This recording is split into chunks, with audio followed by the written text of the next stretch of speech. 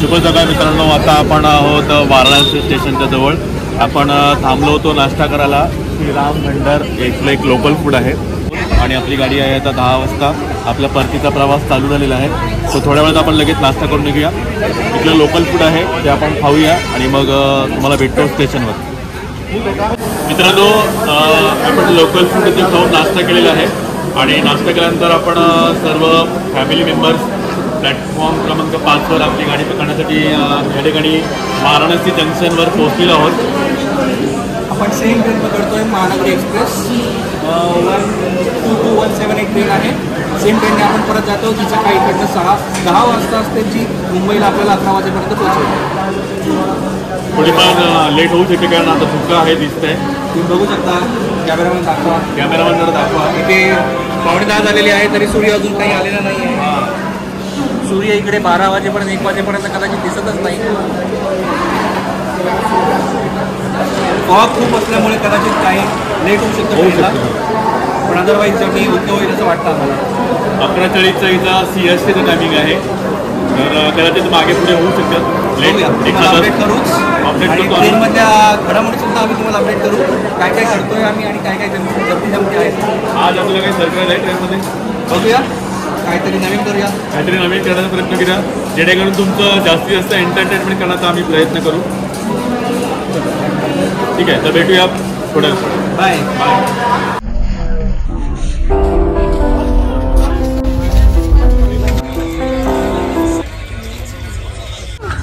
तुझ्यावरती आहे ना डाय.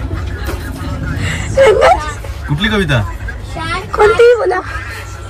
असं थोडी आम्ही मोठ्या प्लॅटफॉर्मवर माझ्या लग्नाची भीती. कार्यक्रमामध्ये आपलं स्वागत आहे. आम्ही निघालो आहोत वाराणसीवर मुंबईसाठी आणि आजचा कार्यक्रम जो रंगला आहे तो आपले कविवर्य सुरुवातीलाच भंगला आहे. आपले कविवर्य रोहन चव्हाण यांचा छान असा शब्द रचना होणार आहे. बघा, चाय चाय म्हणून त्यांचा नाव येत आहे. तर आजचा विषय आहे माझ्या लग्नाची व्यथा. काय सांगू तुम्हाला माझी कथा. ऐकता माझ्या लग्नाची व्यथा. तुझं लग्न झाले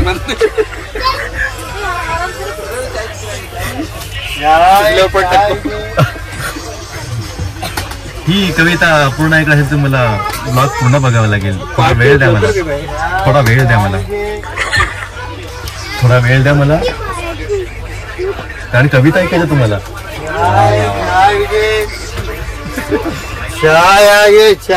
यार मी नाही बोलला. हा इकडून जाणार तो तिकडून येणार असं मी. रोहन चव्हाण यांना रंगमंच दिलेला आहे. निळ्या गादीवरती त्यांचा प्रस्थापित केलेला आहे. त्यांना त्यांच्या सेवेसाठी आपण पाणी तसेच खाण्याची सोय सुद्धा केलेली आहे. पाण्यात पाणी उत्तम पाणी म्हणून गरम पाणी दिलेलं आहे. बघूया त्यांच्या मनातून काय भाव बाहेर येतात ते. गरम पाणी. ओळ सुचत नाही काही कवितेची. कारण आमची मॅच चालली आमच्या हिडवण गावाची. बस झालं. लोक मारतो ब्रँडिंगला. वाघ बकरी चहा प्रवासाचा उत्तम सोबती.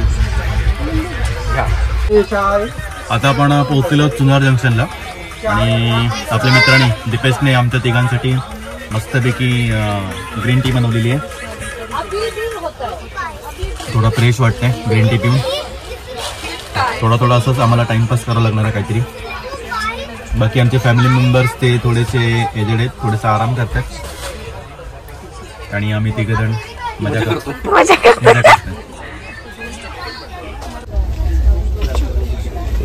बाबा होतो नका तू.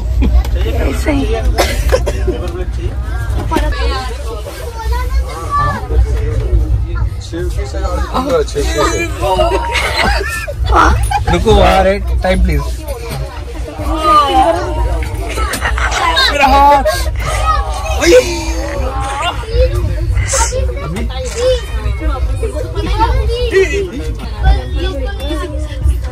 अभी ऊपर से हमला होगा देखिए.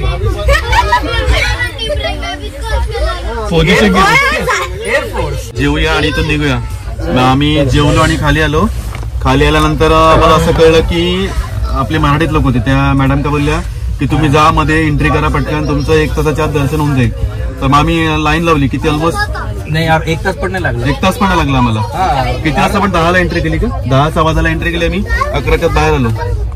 चांगला आरती पण मिळाली आम्हाला. आरती पण मिळाली. बंद करून दिलेला मग दर्शनच नाही व्यवस्थित. आम्ही सकाळी गेलो. अच्छा दर्शन दिलं. तेच म्हणून सॅटर्डे असेल ना मग. सॅटर्डेला फ्रायडे गाडी करूनच गेलो होतो अयोध्येला. ऍक्च्युली तिथून वारणासीवरूनच गेलो. याचा मित्र आहे तो बनारसला राहतो. तिथे ऍक्च्युली आउटस्कट मध्ये गाव आहे, तिथे राहतो तो. मग तिकडूनच आम्ही गाडी बेलवाबडी म्हणून गाव आहे त्याच्या मित्राचं. आम्ही स्टे केलं होतं. आम्ही फर्स्ट डेला फ्रायडेला फिरलो, काशी विश्वेश्वर, सारनाथ वगैरे असे स्पॉट केले. आणि मग आम्ही याला अयोध्येला जाण्यासाठी आम्ही अर्ली मॉर्निंग आपण 6ला निघालो होतो ना. 6 वाजता आम्ही निघालो होतो घरातून. डायरेक्ट अयोध्येला गेलो. शरयू नदीमध्ये आम्ही आंघोळ केली आणि आमचं दर्शन व्हायला आम्हाला 3-3.5 तास लागले. हो अयोध्या आमचं ऍक्च्युली आम्ही टार्गेट टेस्ट केलं होतं. आमचं मेन अयोध्या करायची आणि अयोध्येला राम मंदिरात जायचं.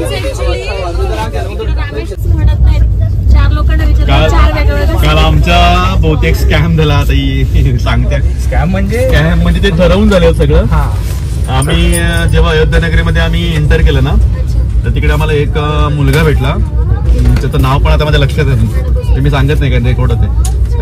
तर तो आम्हाला बाहेर भेटला. तर त्याने आम्हाला एवढं प्रेमाने झालं की भैया जाओ 200 रुपये देते, म्हणजे फक्त 200 रुपये द्या.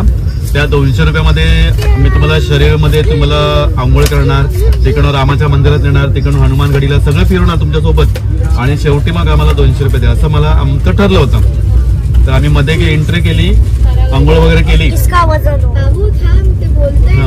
आंघोळ वगैरे केली नदीमध्ये, आणि त्याच्या बाजूला त्या गौमाता असतात. गौमाता ते का मला बोललं का तुम्ही त्यांचं दर्शन घ्या. तर आम्ही दर्शन घ्यायला गेलो, फक्त पाया पडलो. त्यांच्या तिकडे ते ब्राह्मण तयार असतात, ते आले, त्यांनी काय ती पूजा केली आणि लगेच बोलता बोलता मंत्रामध्ये बोलले की 501 रुपये असं तुमचं झाले, वर्गणी द्या. लागलो. ऍक्च्युली आपल्याला ते पटत नाहीये. त्यांना म्हणलं की 500 रुपये असलं, तुम्ही आम्हाला विचारलं नाही काही ना, डायरेक्ट कशी पूजा केली. तर आम्ही असं बोलता बोलता तर मग आमचं ठरलं की 100 रुपये देऊ.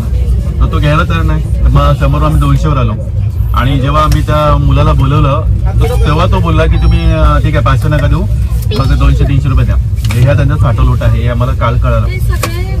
ठरले मिली बघा त्यासाठी. तर तुम्ही कधी जाल तर थोडंसं असं सगळं. त्याच्यानंतर मग बाहेर आलो म्हणे की आमची, आणि गाडी होती आमच्याबरोबर, एर्टिगा होती, मोठी गाडी होती ना. तर तो म्हणाला की माझ्या मागे या, आम्ही तुम्हाला नेतो, डायरेक्टली तुम्हाला मंदिरापर्यंत पोहोचवतो. मग आम्ही गेलो, तिथे पोलीसवाल्यांनी अडवलं आणि तिकडे बाहेरच्या गाड्या अलाउड नाहीये. मग तो बोलला की ठीक आहे बाहेरच्या गाडी, त्यांनी काहीतरी सेटिंग करण्याचा प्रयत्न केला पण तो काही झाला नाही. मग म्हणतं मग आम्ही बाहेर काढली गाडी. तो बोलतो मग आम्ही रिक्षा करतो, रिक्षा करून तुम्हाला नेतो म्हणून. पण त्या रिक्षावाल्यांबरोबर पण त्याचं काहीतरी सेटिंग होती. 10 रुपयाचं तो 20-20 रुपये करत होता. जो रिक्षावाला 10 रुपये सीट सांगतो तो आम्हाला देऊन त्यानंतर 20 रुपये सीट सांगितली, म्हणजे तिकडे पण तो कमिशन काढत होता. शेवटी याचा तो मित्र होता ना, त्यांचा तो भाऊ होता, मामाचा मुलगा. कारण त्या लोकांना माहिती आहे, लोकल लोकांना लगेच कळतं. मग त्याने तो त्याच्याकडे पैसे मागत होता 200 रुपये. मग त्याने कसले 200 रुपये इकडून तुला आम्ही पैसे देणार नाही, त्याला आकडून काढला त्याच्या. मग शेवटी 10,000 रुपये मध्ये आम्ही रिक्षा करून हनुमानगडीच्या इकडे पैसे दिलेत ना आम्ही 200 रुपये. नाही, हनुमानगडीला आम्ही सोडूनच दिलं, कारण खूप जास्त लाईन गर्दी होती, खूप. तिकडेच 3-4 तास झाले असते. आणि एवढं या लोकांना ठेवणं तिकडे नाही, म्हणून मग आम्ही डिसाईड केलं राम मंदिरात जातो. म्हणून मग तिकडून आम्ही राम मंदिरात गेलो. राम मंदिरात मग आम्हाला 3.5 तास तरी लागले. हा, तरी त्या लोकांनी काढलं, बऱ्यापैकी कव्हर केलं. आणि प्रॉब्लेम असं झाला होता की सकाळपासून आम्ही जास्त काही खाल्लंच नव्हतं. लोक राहिले, आरामात काढले त्यांनी. ऍटलीस्ट दर्शन झालं हे त्यांना बरं वाटलं. पण चटना सेशनला मागला आहे पिझ्झा.